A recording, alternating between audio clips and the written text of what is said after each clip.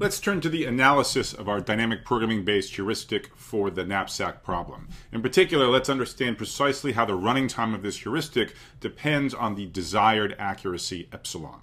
Let me jog your memory. What are the two steps of our dynamic programming-based heuristic? The first thing we do is we massage the item values. We round them so that they are relatively small integers. Precisely for each item I, we define v hat to be what you get by dividing the item size by m and then rounding down to the nearest integer. In step 2, we invoke our second dynamic programming solution for the knapsack problem, and we pass to it these new values, the v hats, as well as the original item sizes and the original knapsack capacity. This algorithm, as stated, is underdetermined. That's because I haven't told you how to set the parameter m. We do at least understand qualitatively the role of m and how it influences the choice in the accuracy running time trade-off.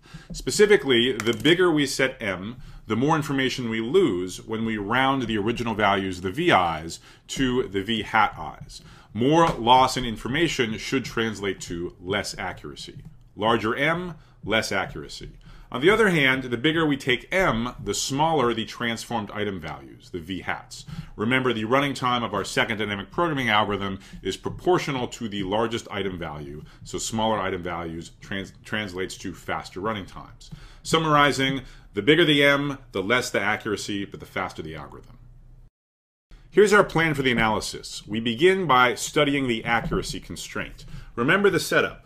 The client is giving us a positive parameter epsilon, and it is our responsibility to output a feasible solution whose total value is at least 1 minus epsilon times that of an optimal solution. This constraint on our algorithm's accuracy should translate to an upper bound on how large a value of m we can get away with. Remember, as we jack up m, we lose accuracy. So the first question we're going to study is, how large an m can we get away with while still being guaranteed to compute a solution within 1 minus epsilon times that of an optimal one? Once we solve this problem and we understand how large a value of m we can get away with, how aggressive we're permitted to be with the scaling, we'll then evaluate the running time of the resulting algorithm for that particular choice of m. To answer this first question, how big can we take m subject to an accuracy constraint of 1 minus epsilon, it's important to understand in detail how the rounded item values, the v hats, compare to the original item values, the v's. That's what this quiz is meant to ask you to think about.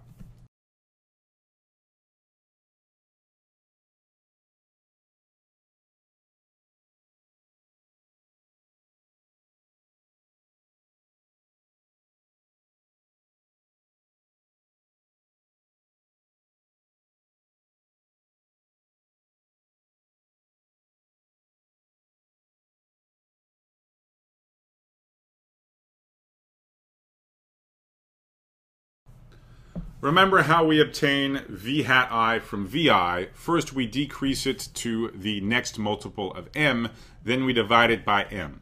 So we can think of m times v hat of I as what we have just after we've rounded down to the nearest multiple of m, and before we actually divided by m. So how did we get to this m times v hat I? We decreased vi down to the next nearest multiple, so we decreased it by somewhere between 0 and m. So that result is somewhere between vi minus m and vi. So let's now assemble a few preliminaries crucial for the accuracy analysis. So what did we learn from the quiz? We learned that for each item I, the rounded value v hat I scaled up by m. So intuitively, this is after we've rounded vi down to the nearest multiple, but before we've divided. That lies somewhere between vi as an upper bound and vi minus m as a lower bound. So let me extract from this two different inequalities. One which expresses an upper bound on vi in terms of v hat I, and then one which expresses a lower bound on vi in terms of v hat I. So there are two inequalities which are immediate from this fact. Let me go ahead and give them names 1 and 2. We'll put these to use in the next slide. So first of all, the value vi, well, that's lower bounded by m times the rounded value v hat I. And then v hat I, we can lower bound that by vi after we subtract m from it. So we'll call those inequalities 1 and 2.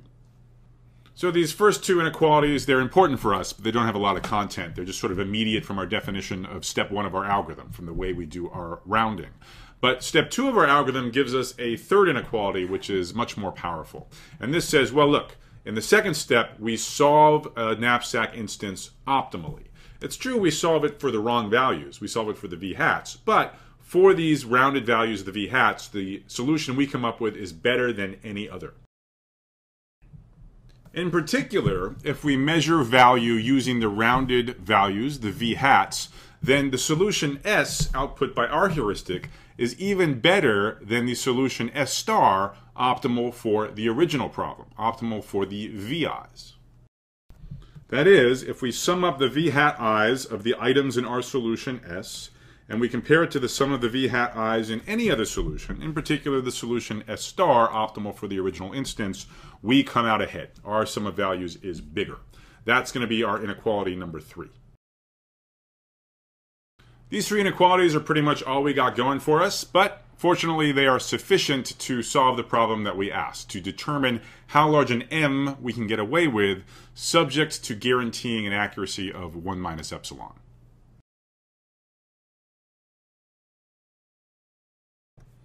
To see this, let's just follow our nose. Let's just see what happens if we chain these 3 inequalities together.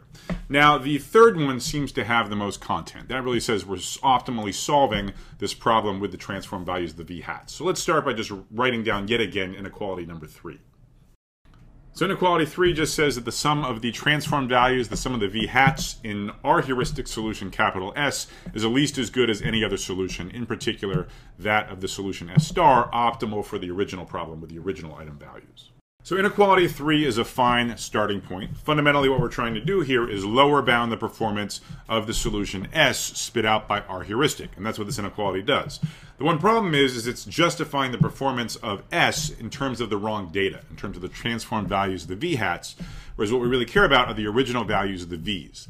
So we need to take this inequality 3 as a seed and grow from it a chain of inequalities, rewriting on both the left-hand side and the right-hand side these transformed values of the v-hats in terms of the original values of the v's. And we'll use inequalities 1 and 2 to do that. As we grow the chain to the left, we want quantities that are only getting bigger and bigger. As we grow the chain to the right, we want quantities that are only getting smaller and smaller. Hopefully at the end of the day, when the dust settles, we'll have an approximate optimality result for our heuristic solution S. Now, if you look back at inequalities 1 and 2, you'll see that both are in terms of the quantity m times v hat. So it's going to be convenient to multiply both sides of this inequality by m. Of course, it's still valid if I do that. To extend this chain of inequalities on the left-hand side, we need to tack on a quantity which is only bigger. That is, we need to upper bound m times v hat I in terms of the original value vi. But inequality 1 simply says that indeed m times v hat I is never bigger than the original value vi.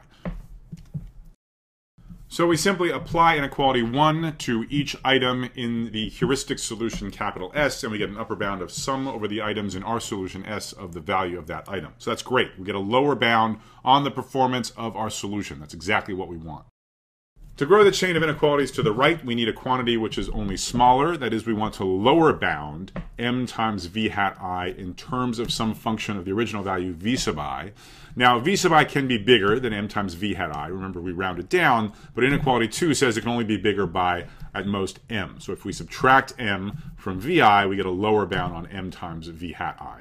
So we just apply that term by term to the optimal solution S star. So just by following our nose in this way, we get exactly what we want. We get on the left-hand side what we really care about, namely the total value of the solution output by our heuristic. And this is the total value with the original values, mind you, not with the transformed ones, with the ones we really care about. We get a lower bound on that total value. That's exactly what we wanted. In terms of the best case scenario, the total value of the optimal solution. And the only blemish is we pick up this error of at most minus m for each item I in the optimal solution S star.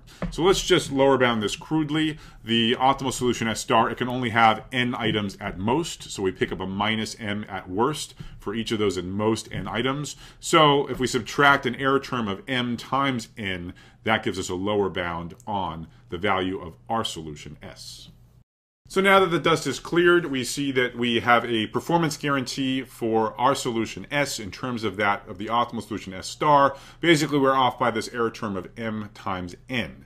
Remember, m is this parameter that governs how aggressively we scale the item values, and it's controlling the running time accuracy trade-off. We were expecting this all along. We argued that the bigger you take m, the more information you lose, so the less accuracy you'd expect, and indeed, the extent that we're off by the optimal solution is growing linearly in this parameter m. The question we're striving to answer, remember, is how big an m can we get away with and still be sure that our solution is within a 1 minus epsilon factor of the optimal one? Well, to achieve this, we just need to make sure that the worst case error in our solution, m times n, is never bigger than an epsilon fraction of the optimal solution's value. That is, we just set m small enough that m times n is not more than epsilon times the optimal value. So this inequality is meant to tell us how to set the parameter m in our algorithm, but you'd be right to complain that on the right-hand side there's a quantity here that we don't actually know, right? We don't actually know the optimal value of the optimal solution S star. That, after all, is what we're trying to compute, at least approximately, in the first place. So instead what we're going to do is just use a crude lower bound on how small the optimal solution value could be.